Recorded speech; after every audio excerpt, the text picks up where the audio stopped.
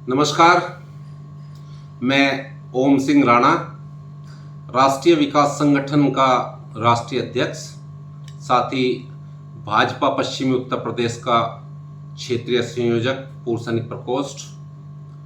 आज आपके सम्मुख इसलिए उपस्थित हुआ हूं क्योंकि एक ऐतिहासिक निर्णय इलाहाबाद हाई कोर्ट के जरिए पारित किया गया है। मैं आपको इस ऐतिहासिक निर्णय के बारे में बताऊं, उससे पहले इसकी पृष्ठभूमि बताना बेहद जरूरी है।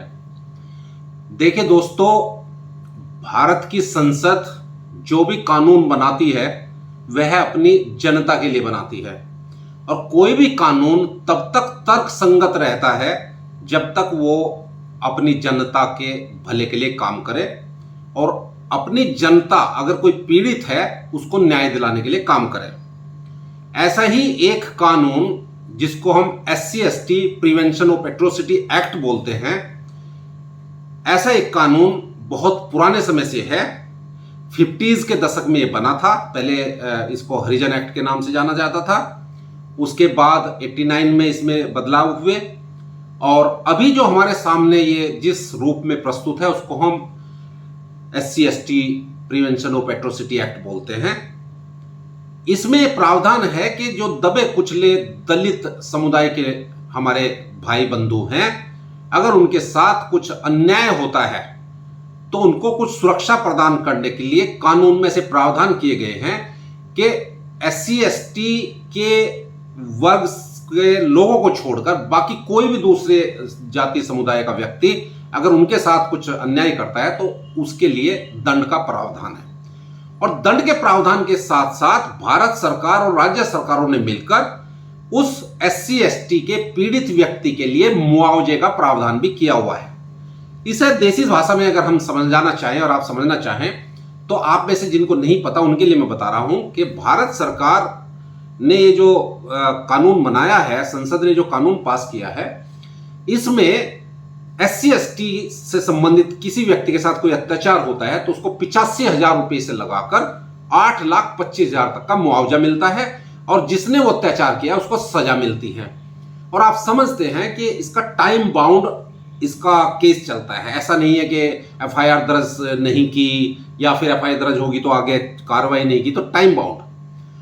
मैं ये कहना चाहता हूं कि कानून बनाया था दबे कुचले लोगों की मदद के लिए, पर इसका गलत उपयोग नहीं कहना चाहिए, दुरुपयोग होता आया है।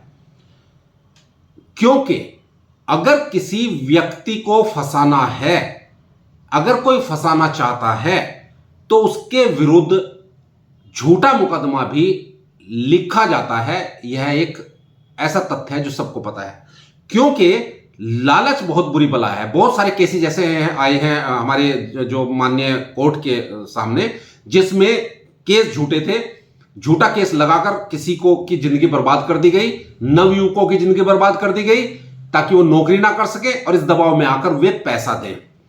पैसा उगाहने का इसको एक माध्यम बना लिया गया था। कोर्ट के डर से, सजा के डर से लोग पैसा भी देते थे, और अगर कोई नहीं देता था तो FIR दर्ज होती थी। FIR दर्ज होने के बाद उसको मुआवजे का अधिकार था। सोचिए थोड़ी देर के लिए, क्या हर आदमी सच्चा मुकदमा लिखवाता है? बहुत सारे केसेस ऐसे हैं जो किसी ना किसी कारण से झूठे भी लिखवाए गए। नोएडा का एक कर्नल चौहान का आपने केस देखा, जिसमें ADM जो SC/ST को बिलोंग करते थे, उन्होंने झूठा मुकदमा लिखवाया था। वो अच्छी किस्मत थी कि उसमें CCTV कैमरे में सच्चाई निकल कर आ गई थी तो वो बच गए। ऐसे बहुत सारे केस है। सामले का केस है। एक व्यक्ति मेरे पास 7 मुकदमों की लिस्ट भेजी जो कि प्रयागराज का है। उन्होंने कहा कि कुछ कीजिए सर, मेरा गांव में रहना दुर्भर है। मैं कहना चाह रहा हूं कि पैसे के लालच में कुछ गलत केस भी लगवाए जाते थे। माननीय उच्च न्यायालय इलाहाबाद ने एक बहुत ही ऐतिहासिक फैसला सुनाया है, लेकिन जहां मुझे इस बात की खुशी है कि न्यायालय ने अच्छा फैसला दिया है, वही मुझे अपने मीडिया जगत से नाराजगी भी है। मीडिया जगत ने इतने ऐतिहासिक फैसले को अपने अखबारों के कोने में थोड़ी सी जगह दी, वो भी सबने नहीं दी। फैसला क्या है? पृष्ठभूमि मैंने आपको बता दी कि अगर किसी SC/ST व्यक्ति के खिलाफ कोई कुछ अत्याचार करता है तो उसके लिए उसको जेल जाने का और साथ साथ सरकार उसको मुआवजा देती है। अब इस लालच में कुछ गलतियां करते थे लोग। माननीय हाई कोर्ट ने यह फैसला दिया है कि अगर किसी के खिलाफ कोई FIR दर्ज होती है, जब तक उस व्यक्ति के इस केस का फैसला नहीं हो जाता और यह अपराध सिद्ध नहीं हो जाता कि उसने SC/ST के वर्ग के किसी व्यक्ति के साथ अत्याचार किया है किसी भी तरह का, तब तक सरकार उसको मुआवजा ना दे। क्योंकि इस पर्टिकुलर केस में हुआ क्या था, एक व्यक्ति जिसका नाम इसरार था, उसके अगेंस्ट में SC/ST का मुकदमा दायर किया गया, FIR दर्ज की गई और मुझे ताज्जुब है कि उसके अगेंस्ट में जो धाराएं लगाई गई, मैं आपको पढ़कर सुनाता हूं जो इस फील्ड में जानकारी रखते हैं। उनके अंदर IPC की 147 जो कि तोड़फोड़ से संबंधित थी, 323 जो कि चोट पहुंचाने से संबंधित थी, 504 जो कि बेइज्जती करना, इंसल्ट करना, 506 जो धमकाने से संबंधित थी, 31DA वगैरह थी। तो यह मुकदमा करके उसको जेल पहुंचा दिया गया FIR दर्ज होने के बाद। उसके साथ ही साथ नियम के अनुसार उसको मुआवजा सरकार ने दे दिया, क्योंकि FIR दर्ज होते ही मुआवजे का प्रावधान है किस्तों में। 75,000 रुपये उस व्यक्ति को मिल चुके थे जिसने झूठा मुकदमा लिखवाया था। न्यायालय के सामने मुकदमा गया, क्यों गया? क्योंकि वो व्यक्ति इसरार से फैसला कर चुका था, आपस में समझौता कर चुका था लेन देन करके, और उसने कोर्ट में ये अर्जी लगाई कि मुझे अधिकार है कि मैं अंडर सेक्शन 482 IPC के क्रिमिनल प्रोसीजर कोड के मैं वापस ले सकता हूं। न्यायालय में गया, कौन गया? दोनों पक्ष। एक पक्ष तो यह था कि मैं मुझे माफ कर दीजिए, लेकिन जिस व्यक्ति को 75,000 रुपये जुर्माना मुआवजा दिया था सरकार ने, वह व्यक्ति हाई कोर्ट गया और उसने कहा कि अंडर सेक्शन 482 CRPC में मुझे अधिकार है, मेरा केस वापस कर लो क्योंकि मुझे मुकदमा नहीं चलाना, क्योंकि हम दोनों का समझौता हो गया। तब जज जो थे, जो न्यायाधीश थे, उन्होंने महसूस किया कि इस व्यक्ति ने 75,000 रुपया सरकार से मुआवजा भी ले लिया, साथ ही साथ इसने इसरार नाम के व्यक्ति के साथ अभी समझौता भी कर लिया, इससे भी इसने पैसा ले लिया। तो ये इस कानून का दुरुपयोग है।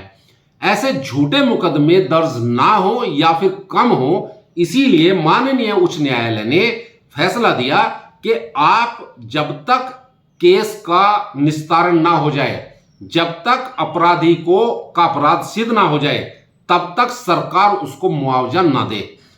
एक बार अपराधी सिद्ध हो गया, सरकार मुआवजा दे, क्योंकि मुआवजा 85,000 से लगाकर 8,25,000 तक है जो कि सरकार को देना पड़ता है। तो ये ऐतिहासिक फैसला है। आपने देखा है SC/ST एक्ट का दुरुपयोग करते हुए आप इसके मुकदमों की संख्या दिन प्रतिदिन बढ़ते हुए देख रहे हैं। हर दूसरे दिन, हर तीसरे दिन SC/ST के मुकदमे किसी न किसी के विरुद्ध लगाए जा रहे हैं। लालच भी इसमें एक बहुत बड़ा कारण है। SC/ST एक्ट के अंतर्गत दिए गए इस न्यायाधीश के फैसले में यह बात जग जाहिर हो चुकी है, जब तक किसी अपराधी का अपराध सिद्ध ना हो जाए तब तक सरकार कोई मुआवजा ना दे, ताकि पैसे के लालच में पड़कर कोई भी SC/ST से संबंधित व्यक्ति किसी को फंसाने की चेष्टा ना करे और बाद में आपस में समझौता करके इस कानून का मजाक ना बनाए। माननीय उच्च न्यायालय के न्यायाधीश महोदय ने एक सबसे अच्छा काम यह किया, एक तो जजमेंट पास किया, साथ ही साथ जो उत्तर प्रदेश सरकार के जो मुख्य अधिकारी हैं, जितने भी चीफ सेक्रेटरी हुए, होम डिपार्टमेंट के अधिकारी हुए, उनको इसका कॉपी भेज दिया गया और ये कहा गया कि FIR के बेसिस पर कोई मुआवजा ना दिया जाए। तो मैं माननीय उच्च न्यायालय के इस फैसले के जो न्यायाधीश हैं उनको धन्यवाद भी देता हूं और ये भी सबसे गुजारिश करता हूं, ये रिक्वेस्ट करता हूं कि कानून का दुरुपयोग मत कीजिए, उसका सदुपयोग कीजिए। अगर किसी के साथ कुछ गलत होता है तो उसको SC/ST prevention of atrocity act में अपना अधिकार मांगने का अधिकार है, अपनी सुरक्षा के लिए अधिकार है, लेकिन इसका दुरुपयोग करके किसी दूसरे को मत फंसाइए। धन्यवाद। जय हिंद, जय भारत।